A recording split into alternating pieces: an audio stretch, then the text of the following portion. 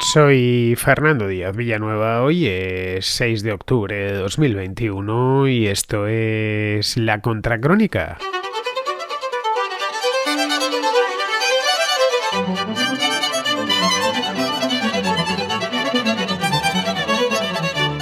Fumio Kishida, del Partido Liberal Democrático, fue investido primer ministro de Japón este lunes. Le invistió la Cámara de Representantes del país.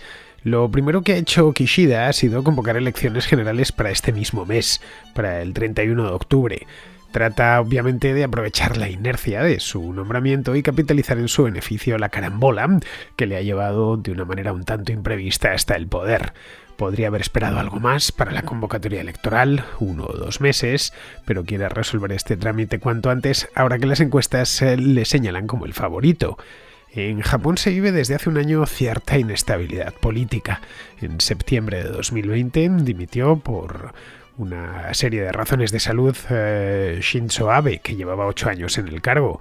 Abe, cuya figura era todopoderosa y omnipresente en la política japonesa, eligió sucesor en la persona de Yoshihide Suga, que era su portavoz, su jefe de gabinete, su mano derecha, que ha sufrido un severo desgaste a causa de la pandemia y sobre todo de la organización de los Juegos Olímpicos de Tokio.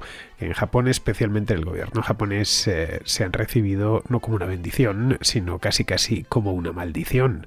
Suga, la verdad es que no era muy querido, era de hecho el primer ministro menos popular de la historia reciente de Japón, es decir, desde la Segunda Guerra Mundial.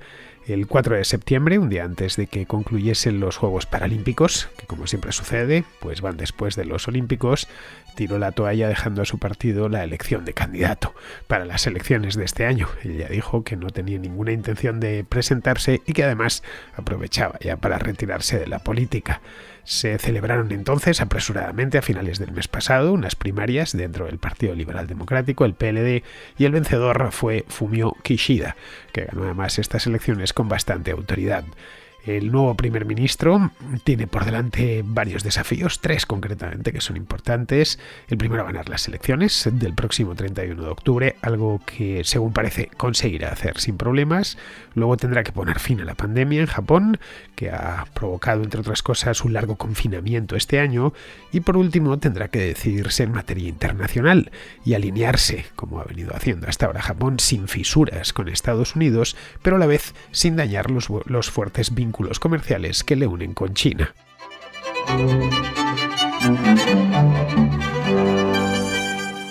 Hace 4 años, en 2017, Shinzo Abe, que se encontraba entonces en el 5º año de su segundo mandato como primer ministro de Japón, reorganizó su gabinete de ministros, en un intento por estabilizar la caída que tenían los índices de popularidad.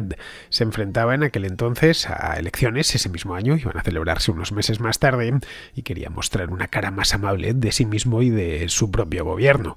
Entre los cambios que hizo en aquel entonces estuvo el de nombrar a Fumio Kishida, que había sido ministro de Asuntos Exteriores desde el año 2012, como presidente del Consejo de Política del Partido Liberal Democrático, del PLD. En principio parecía una degradación, le sacaba de un ministerio importante además, como es el de Asuntos Exteriores, para colocarle en un puesto de apparatchik dentro del partido gubernamental. Pues bien, Fumio Kishida no se lo tomó mal, todo lo contrario, le pareció una gran idea, y poco después de asumir el nuevo cargo que le habían dado, es un cargo importante ahí en Japón, de presidente del Consejo de Política del PLD, porque es el que marca las pautas a seguir por el partido, el que controla el partido. Sería el equivalente a lo que en los partidos políticos en España sería el secretario de organización, salvando las distancias. Pues bien, una vez ya estaba como presidente del Consejo de Política, Kishida trató de distanciarse del primer ministro, de Abe, y adquirir un perfil político propio, cosa que no había conseguido hacer hasta ahora, y mucho menos siendo ministro, estando dentro del gabinete del propio Abe. El propio Kishida lo reconocía incluso ante la prensa. Decía que él era liberal, mientras que Abe era conservador. Eso sí le situaba en la carrera por el poder, es decir, daba carta de naturaleza a su candidatura. Pero claro, en 2017 era todavía demasiado pronto, faltaba mucho para las elecciones. Las siguientes ya había revalidado el cargo Shinzo Abe y tenía que tomárselo con bastante calma. Tenía primero que hacerse con el partido, cosa que no había conseguido, aunque estaba en el lugar adecuado para hacerse con el partido, y luego ya aprovechar alguna carambola para colocarse como candidato. Es decir, permanecer a la espera y ser muy habilidoso para que no ofendiera a ninguna de las familias que forman ese partido.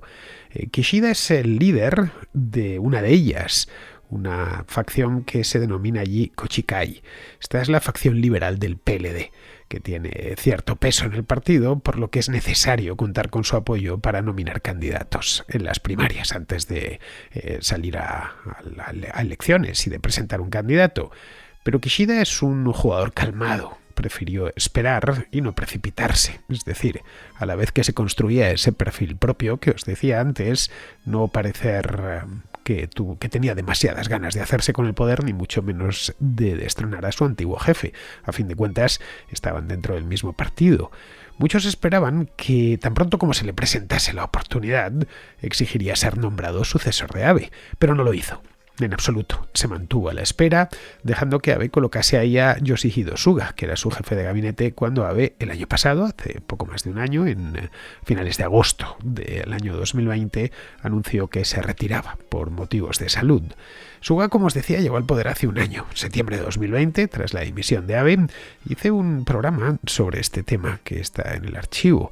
Lo comenté a la contracrónica aquí a finales de agosto, hice ya de paso aproveché, tampoco es que lleve muchos temas japoneses aquí en la contracrónica, y no por falta de ganas, porque es casi todo lo que sale de aquel país es interesante, sino de cantidad de temas que se me presentan cada día, que tengo sobre la mesa, y evidentemente no me queda más remedio que priorizarlos. Bien, pues os preparé este programa, le dediqué el tema, un programa entero, expliqué quién había sido Shinzo Abe, por qué se iba y qué es lo que se podía esperar de la política japonesa. Se quedaba en un stand-by, un momento extraño, con un año muy difícil por delante. Abe había sido todo en la política japonesa, llevaba 8 años en el poder. Bueno, 8. Hay que sumarle otro más que había en el que había sido primer ministro, pero un tiempo antes, entre el año 2006 y 2007. Y la salida de Abe dejaba al PLD, al Partido Liberal Democrático, suspendido de un alambre a solo un año de las elecciones generales y a solo unos meses de los Juegos Olímpicos de Tokio. Unos juegos que no quería el gobierno, unos juegos que tampoco querían los propios japoneses, porque, en fin, esto de la pandemia lo había trastocado todo en el país.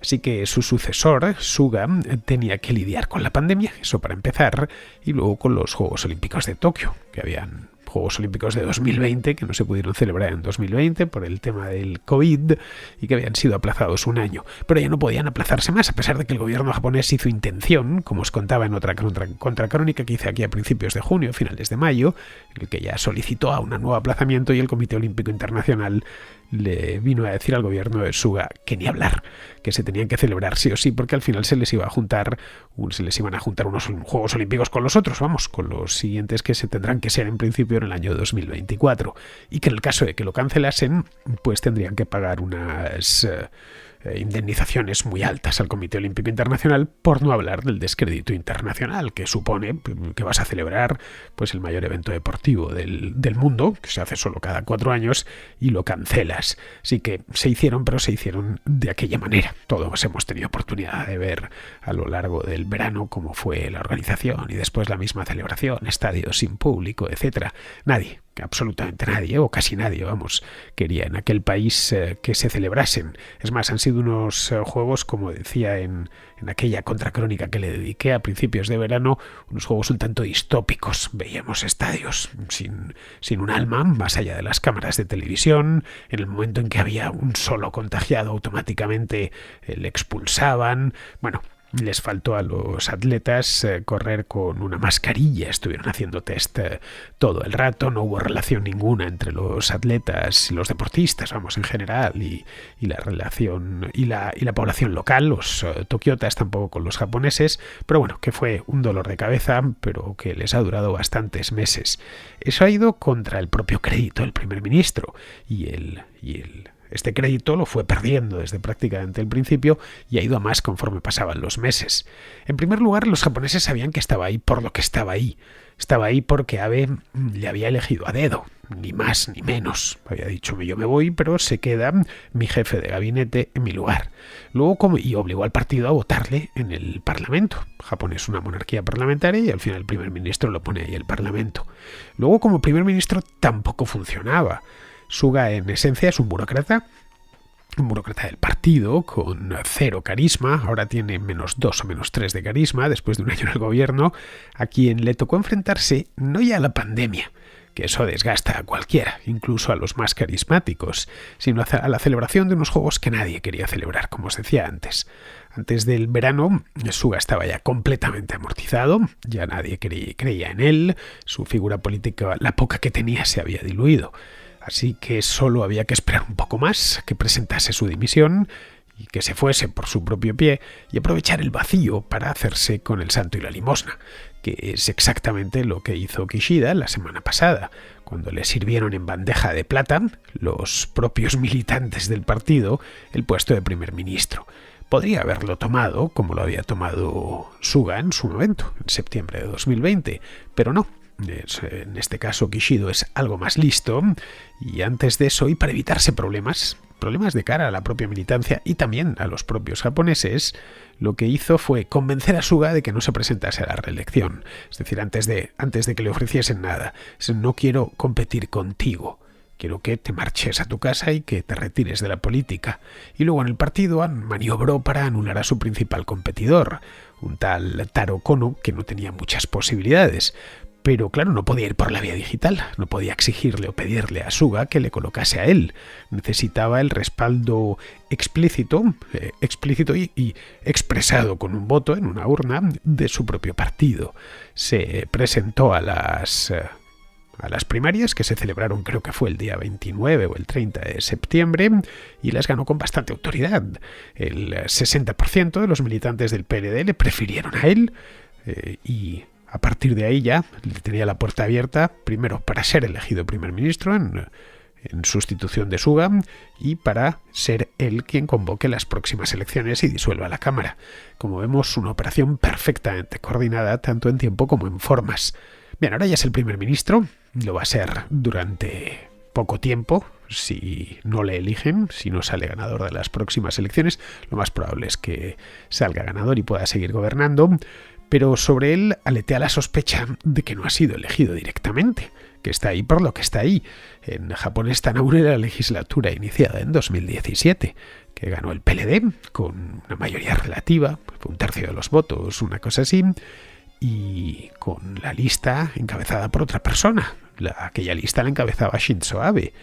Kishida representa además a una facción diferente a la de Abe, como os decía antes. Es esta llamada Kochikai, así que necesita el respaldo de las urnas para poder confeccionar un gabinete a su antojo. Pero la política japonesa es una política peculiar. Parece en cierto modo, y a poco que uno se detenga sobre ella y empiece a observarla, lo primero que, tanto la actual como la de los últimos 50 o 60 años, aquello parece la ceremonia del té.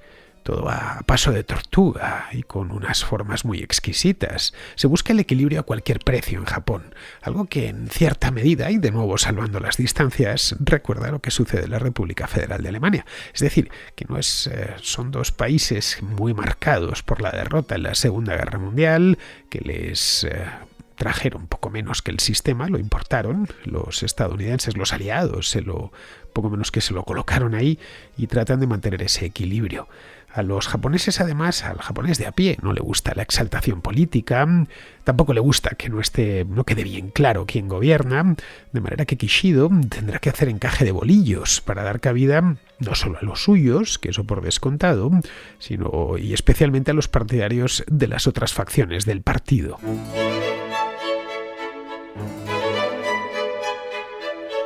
El Partido Liberal Democrático, el PLD, es el partido hegemónico de la derecha japonesa y a su vez el partido hegemónico en el país. El PLD lleva en el poder desde el año 1955. Sí, es decir, toda la vida. Hay pocos japoneses que recuerdan cuando no gobernaba el PLD. Bueno, hay unos cuantos porque han tenido dos breves excepciones, una entre el 93 y el 96, una crisis política, y otra entre 2009 y 2012. Estas dos excepciones son bastante recientes. Además, ahí cedió el testigo al Partido Constitucional Democrático, que es el partido de centro-izquierda del Partido Socialdemócrata de Japón, que duró muy poquito en el poder, apenas 3 años la última vez. Bien, para entender la preeminencia del PLD en Japón, hay que bucear en su historia reciente, que nos viene a explicar el presente. Durante la Guerra Fría, el PLD fue un partido esencialmente anticomunista. Era eso y pocas cosas más lo que les unía, y lo que les caracterizaba y lo que unía a las diferentes facciones.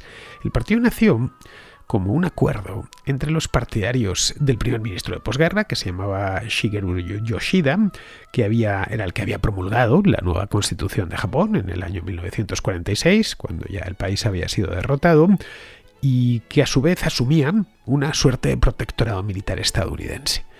Eso era una parte de los que fundaron el PLD, y la otra era los que exigían un Japón independiente, que había sido derrotado, sí, pero había pedido perdón al mundo, se habían celebrado ya los juicios de Tokio, habían purgado las responsabilidades pertinentes quien tenía que purgarlas, y a partir de ahí Japón recuperaba su independencia y por lo tanto podía adoptar su propia política exterior sin estar tan condicionados por Estados Unidos. A principios de los años 90, este compromiso de los fundadores se derrumbó. El anticomunismo ya en esa época había caído en la Unión Soviética, pues ya no funcionaba como un pegamento.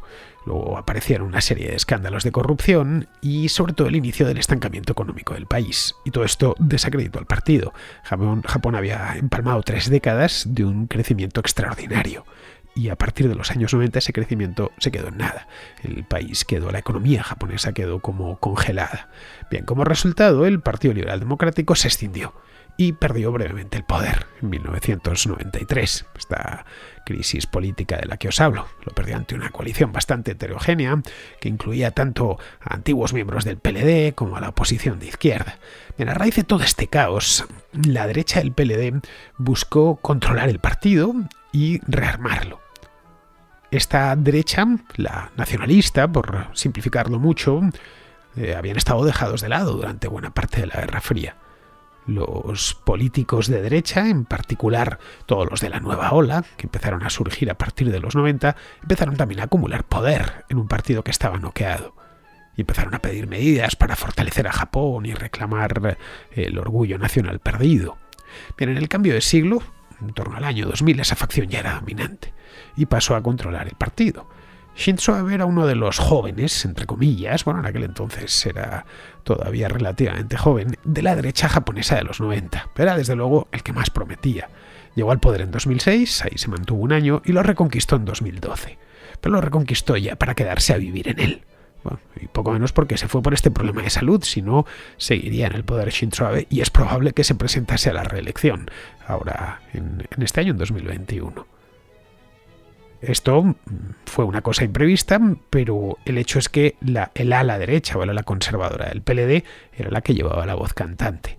Luego estaba el ala liberal o el ala más de izquierda, si queremos llamarlo así, el llamado Kochikai, que entre tanto había realizado una travesía del desierto, marginados tanto dentro del partido como en el gobierno, donde les dejaban poco menos que las migajas.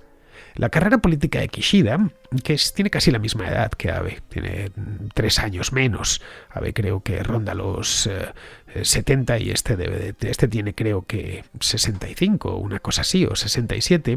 La carrera de Kishida coincidió con el declive del Kochikai. Kishida es tokiota, él nació en Tokio en los años 50 en una familia que era originaria de Hiroshima. Hiroshima no solo es el hogar simbólico del antimilitarismo japonés por razones que no hace falta que explique, sino también el corazón de la tendencia liberal del PLD. El fundador de la facción Kochikai, que se llamaba Hayato Ikeda, provenía de esta prefectura y había empezado su propia carrera política en esta prefectura. Ikeda llegó a primer ministro en el año 1960 y se concentró en fomentar el crecimiento económico frente al nacionalismo de los conservadores del partido.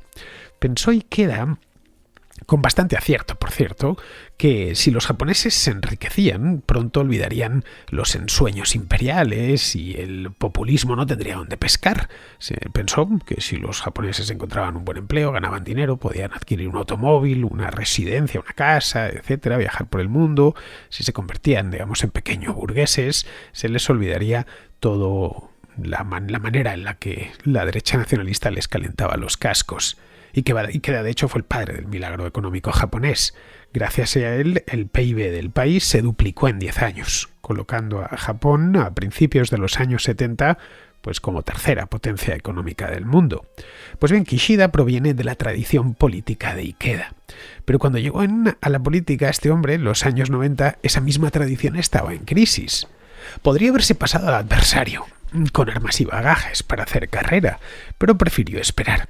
Total, que el buen hombre lleva casi 30 años esperando desde que en 1993 entró por primera vez en la Cámara de Representantes. Vamos, que se lo ha tomado con una calma absoluta.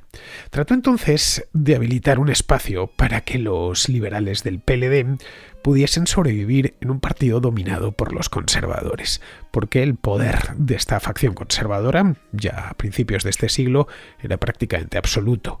Kishida, de cualquier modo, cuando aquí hablamos de liberal, conservador, realmente las diferencias en la política japonesa son minúsculas. Es un país extremadamente consensuado en todos los aspectos. Aunque cambie el gobierno, lo principal de las políticas de Estado se respetan. No hay grandes bandazos, ni esperan que los haya. Eso a los japoneses no les gusta absolutamente nada. Así que Kishida es esencialmente un realista, como lo fue Ikeda, que durante la Guerra Fría trató de no enredarse en cuestiones ideológicas y eso pues se tradujo en una alianza muy firme con Estados Unidos y a partir de ahí priorizar el crecimiento económico sobre el poder militar. Japón se encontraba en aquel entonces, vamos a tratar de trasladarnos hasta los años 50, 60, se encontraba entre la espada y la pared.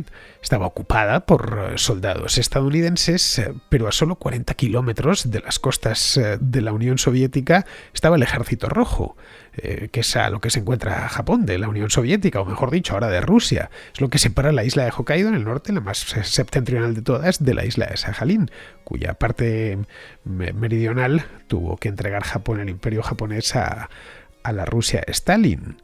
Hoy la Unión Soviética no existe, pero ha emergido muy cerquita, al menos en la parte asiática, un contrapoder, que es China, que no supone una amenaza militar directa para Estados Unidos hoy por hoy, pero sí es una amenaza comercial y diplomática. Vamos, que Japón vuelve a estar en el medio. Para Kishida la receta, de nuevo, es más realismo. Esto es lo que hay, lo que nos ha tocado y tenemos que convivir con ello y sacar el mayor beneficio de esto. La situación es si cabe más peliaguda. Soviéticos y estadounidenses terminaron acordando una suerte de tregua en el Pacífico tras la guerra de Corea. Las áreas estaban muy bien delimitadas. La URSS se quedaba con el continente, a excepción de Corea del Sur, mientras que Estados Unidos hacía lo propio con las islas. No había más frontera terrestre que la del paralelo 38 de la península de Corea. Y luego, para colmo de males para los soviéticos, quiero decir, la China popular se terminó poniendo por su cuenta y llegando a un acuerdo amistoso con Nixon en los años 70. La URSS focalizó, de hecho, su atención en el este de Europa primero y luego en Hispanoamérica y en los países recién descolonizados de África y del sudeste asiático. Hoy la amenaza es muy distinta, porque al igual que Moscú no deja de ser una ciudad europea, en esencia está, ¿vale?, en el extremo oriente de Europa, pero europea. Pekín no, Pekín está en el mismo corazón del problema, o del teatro. De Pekín a Tokio hay solo 2 horas de vuelo, y Shanghái se encuentra a unos 700 kilómetros de Nagasaki. En Japón, además, hay destacados pues algo así como 60.000 efectivos estadounidenses de forma permanente. Están repartidos en más de 20 bases. La mayor parte se encuentran en la isla de Okinawa, que está a medio camino entre Kyushu, que es la más meridional del archipiélago japonés, y Taiwán. Es decir, en el centro mismo del expansionismo territorial chino.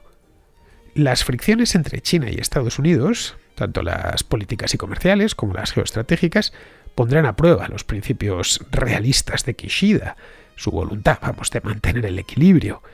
En algún momento tendrá que tomar una decisión arriesgada, ya sea sobre gastos de defensa, revisión de la Constitución o cómo equilibrar las relaciones entre China y Taiwán, algo que generará tensiones internas dentro de su propio partido, cuya ala conservadora no ha renunciado nunca a que Japón sea un actor internacional con voz propia. Bien, en ese momento Kishida demostrará si los liberales del PLD son solo una reliquia de la Guerra Fría o si tienen un papel que desempeñar en el Japón de nuestro tiempo.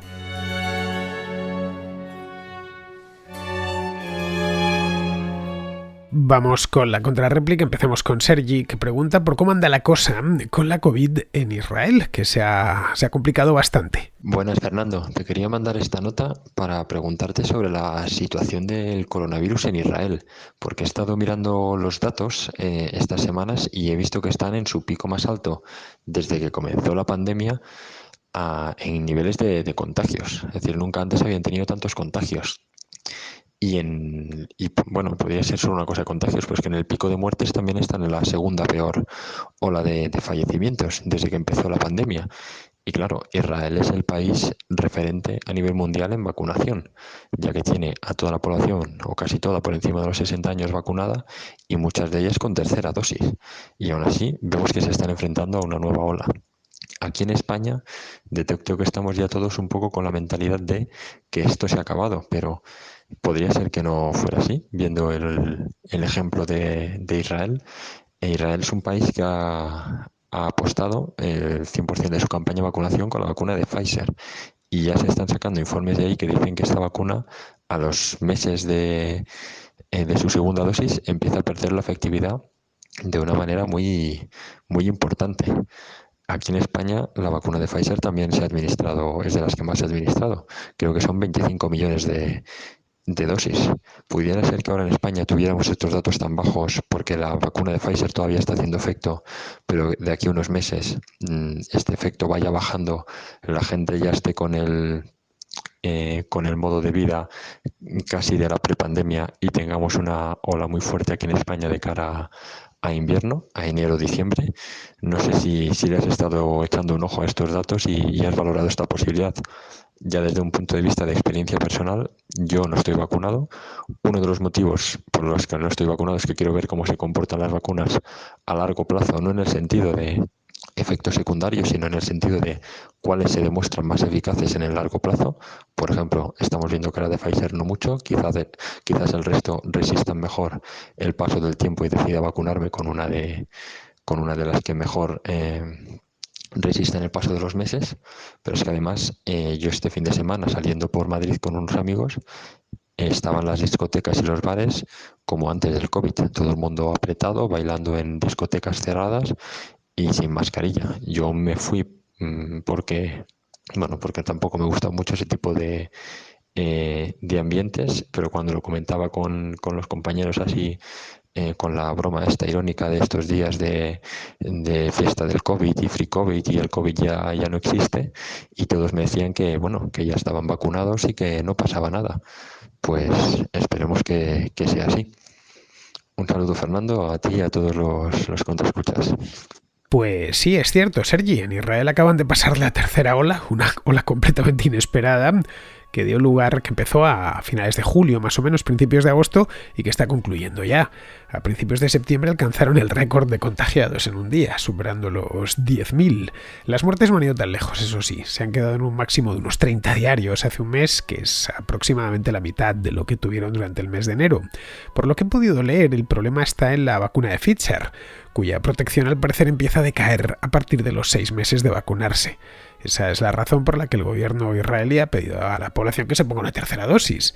Podría ser que se necesiten 3 dosis con esta vacuna, como en el caso de la vacuna contra la hepatitis B.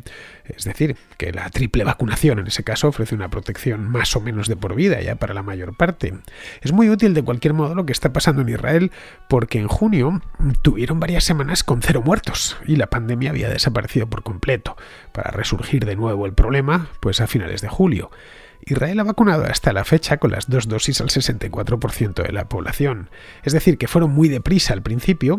A principios de junio ya habían puesto las 2 dosis al 60% de la población y luego ya la cosa se ralentizó. En España, a principios de junio, solo se había vacunado totalmente al 25% de la población. Hoy es el 78%. Y se sigue vacunando, ¿eh? Se sigue vacunando gente a una media de unos 50.000 al día en la última semana. Como está muy lejos, evidentemente, de la media de 500.000 al día que había a principios de julio, pero no se ha parado en momento alguno. La EMA, de hecho, lo hizo ayer, creo, anteayer, ha autorizado a ponerse la tercera dosis de Pfizer a mayores de 18 años para evitar lo que ha pasado en Israel, que cuando han querido vacunarse pues ya era un poco tarde para muchos. De cualquier modo, la incidencia en Israel ha caído en picado en el último mes. Han pasado de tener 91.000 casos activos el día 4 de septiembre, según estoy mirando ahora, a los 37.000 de ayer. Vamos, no hay que bajar la guardia, pero tampoco dejarse llevar por la histeria. En España tenemos una tasa de vacunación muy alta y una seroprevalencia también muy alta. Vamos, que hay pocos países menos expuestos a una nueva ola devastadora como el nuestro. Bien, seguimos con Mauricio, de Uruguay, que pregunta por los confinamientos en Australia. Bueno, te mando mensaje a ver si me podés sacar un poco de la duda, entender qué es lo que está pasando con los lockdowns en Sydney y en Melbourne. Yo traté de entender, pero no pude entender. No puedo entender por qué tan estrictos y por qué la policía se está comportando así. Este, Escucho tu programa todas las mañanas en el trabajo. Te agradezco mucho por mantenerme informado y de una manera muy agradable. Saludo grande. En Australia y Nueva Zelanda, Mauricio, adoptaron desde el principio un enfoque erróneo, el de COVID-0, es decir, tratar de eliminar por completo el virus, algo que se vio que era imposible el año pasado. En otras partes del mundo, como en Europa, se ha tratado de proteger al sistema sanitario para que no sufriese un colapso como el de marzo-abril de 2020. En Australia se pensó directamente en erradicar el contagio. Bien, eso puedes no conseguirlo, pero sí al menos acercarte a ello encerrando a la gente en casa, no hay otra. Y eso mismo es lo que hicieron. Pero a pesar de todo han tenido brotes, a pesar de los confinamientos tan prolongados. Sydney y Melbourne, que son las dos principales ciudades del país, se confinaron a principios de año y siguen confinadas. Los habitantes están obligados a permanecer en sus casas en todo momento, con algunas excepciones, como ir a trabajar o a comprar o salir un rato a hacer deporte. Digo un rato porque hay una limitación de tiempo muy clara y de distancia que se pueden separar de su casa y por supuesto no pueden abandonar su ciudad. La mayor parte de los comercios están cerrados al público. Vamos, lo que padecimos en España entre marzo y mayo de 2020. Las fronteras de Australia, por cierto, están cerradas a cal y canto desde marzo de 2020 y según parece las volverán a abrir a finales de año. Es una completa exageración que están empezando a revisar porque estas medidas están devastando la economía del país y además machacando a la población, que organiza periódicamente manifestaciones para poder salir a la calle. Bien, vamos ahora con Rodrigo de Chile, que nos habla de vacunas. Hola Fernando, ¿cómo estás? Mi nombre es Rodrigo y antes que nada te quiero dar las gracias por tu programa. Realmente creo que es un espacio muy grato de escuchar. Incluso a veces cuando no estoy de acuerdo en lo que dices, en tus opiniones, en alguna de las que das, sí estoy muy de acuerdo en la forma que las das, porque creo que eres una persona que antes de dar cualquier opinión se informa. Bueno, este mensaje es más que nada para para darte mi opinión un poco sobre el tema de las vacunas. Entiendo que varios de tus auditores están en contra de la vacunación o no confían en las vacunas, cosa que en una perspectiva meramente racional yo puedo entender, pero lamento su decisión. Y me gustaría dar una perspectiva mucho más práctica que de las estadísticas y números que se dan en los documentos oficiales, tal vez. Yo puedo entender que la gente no quiera vacunarse. Incluso a veces pienso que la sobreinformación a la que nos sometemos provoca ese efecto. Por ejemplo, en Chile acaba de pasar el caso de un niño menor que fue vacunado contra el COVID y que al parecer, porque todavía no se define eso, está hospitalizado como consecuencia de eso. Claro, mucha gente dice, ves, la vacuna hace mal. Sí, pero hay que ver los índices de vacunados también. O sea, el porcentaje de personas que tienen una reacción a la vacuna adversa, realmente adversa, es muy bajo. Y justamente de eso quería hablar. Am, de mi entorno cercano, de las personas con las que trato regularmente, conozco 3 personas que han sufrido consecuencias por el COVID. De hecho, el padre de un muy buen amigo mío murió el año pasado, en octubre. Lamentablemente, él fue de las primeras personas en contagiarse antes de la vacuna en abril del año 2020. Era una persona mayor, más de 73 años, si mal no recuerdo. Eh, Cayó como consecuencia del COVID hospitalizado y nunca pudo salir y terminó muriendo de una forma muy penosa, como son todo este tipo de muertes en donde la familia no pudo verlo, él no pudo ver a su familia y murió solo.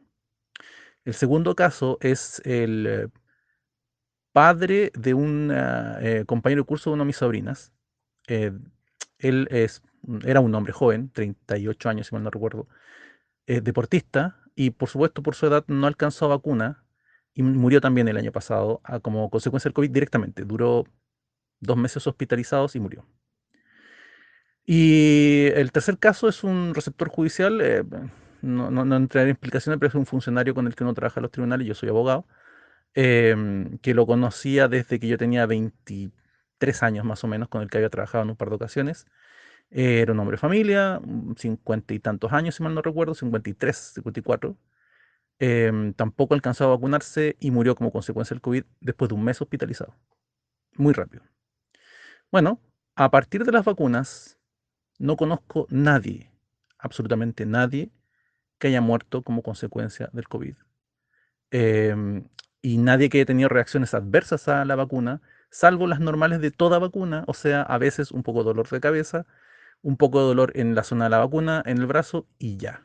Creo que la persona que tuvo la peor reacción fue mi socia con la que trabajo regularmente, que ya se vacunó con la Pfizer y le pegó suficientemente fuerte como para que pasara 2 tardes acostada en cama porque era como una gripe, pero al tercer día ya estuvo bien y se acabó el tema. De hecho, la segunda dosis no le pegó especialmente fuerte, salvo un poco de dolor de cabeza. Bueno, sé que esto no tiene nada que ver con estadísticas y datos realmente empíricos, es simplemente una perspectiva humana, como del hombre de pie, por decirlo de cierta forma. Pero me gustaría darlo como ejemplo. O sea, yo no soy una persona que tenga ¿cómo decirlo? Contacto con muchísima gente especialmente. Yo creo que soy una persona normal que tiene una cantidad de amigos que uno podría decir normales y de conocidos también. De hecho, probablemente tengo más colegas y colaboradores que amigos propiamente tales. Y bajo esa perspectiva puedo dar fe de que la vacuna funciona. Lo otro, la vacuna no te hace invulnerable, solo evita que te mueras por la enfermedad. Eso también creo que es una perspectiva un poco rara que tiene alguna gente. No porque estés vacunado no vas a tener ningún efecto o no te vas a contagiar del COVID. Va a pasar algo. Lo que no va a pasar es que te vas a morir o vas a terminar hospitalizado. Que de hecho las estadísticas en Chile lo demuestran. Somos un país chico, un país que hasta cierto punto estamos en vías de desarrollo. em, y aquí estamos, la verdad, saliendo de esto, por fin, y se nota que la vacuna funciona. Se nota que la vacuna funciona. Es evidente para todos. Creo que todas las personas con las que yo convivo tuvieron más de un contacto persona, o sea, más de una persona cercana con algún muerto por el COVID, porque murió mucha gente. Y este año la cosa ha cambiado plenamente. Bueno, eso Fernando, quiero darte las gracias de nuevo por el programa. Espero que este audio sirva de algo. Y nada, gracias por tu trabajo como siempre. Pues no, Rodrigo, Chile no es ni un país chico ni está en vías de desarrollo. Es un gran país desarrollado con un potencial inmenso, un potencial mayor que el de muchos países europeos. Así que no os hagáis de menos. Luego ya metiéndonos con lo de las vacunas, pues a ver, Rodrigo, es cierto, algunos contraescuchas están en contra de las vacunas, otros simplemente lo que están en contra es de que sea obligatoria y de que nos exijan un pasaporte COVID para entrar en los restaurantes, como se está haciendo en Francia o en algunos lugares de España. A ver, les he dado voz a todos ellos porque en este programa todos tienen cabida. Tanto siempre que sean educados, todo el mundo tiene cabida. Tanto los que están de acuerdo conmigo como los que no lo están. Ya lo he dicho en muchas ocasiones, yo aparte de ideas liberales tengo un talante liberal y me gusta que me lleven la contraria. Respecto a lo que comentas sobre las reacciones adversas a la vacuna, son efectivamente muy escasas. Estadísticamente lo podemos ver. Lo que hemos ganado con ella supera con mucho el riesgo que hemos asumido vacunándonos. En fin, ahí tenemos los datos de todos los países en los que la vacunación ha ido rápido. Hay 2 curvas, se describen en todos los países, 2 curvas que han ido en direcciones contrarias. hospitalarias, la de la vacunación por un lado y la de casos graves y defunciones por otro. Vamos a ver ahora cuánto nos dura la protección, porque en Israel la cosa se ha complicado en este último mes, como comentaba antes. Pero vamos, estas vacunas hasta la fecha han salvado muchísimas vidas. Bien, vamos a terminar ya. Vamos con Pizarro, que nos habla de la burbuja inmobiliaria china. Que el sistema económico chino mercantilista e intervenido no funciona se sabe por la deuda reconocida, los rescates indisimulables y los apagones clamorosos. Y que el sistema económico chino no se cae gracias a los estímulos y socorros estatales también es una realidad contrastable. A partir de ahí, los silencios y las mentiras gubernamentales no permiten saber el tamaño real del drama ni pronosticar cuándo y cómo acabará. Desde fuera, tan solo parece que en China se equivocan como en todos lados, pero que su sistema tiránico puede resistir y puede sostenerse y no enmendarse durante mucho más tiempo que los demás. Claro que más tiempo no es todo el tiempo. Un gran saludo de Pizarro. Y hasta aquí, queridos amigos, llega la contra de hoy, 6 de octubre. Mañana será 7 y estaré aquí de vuelta. Hasta mañana, amigos.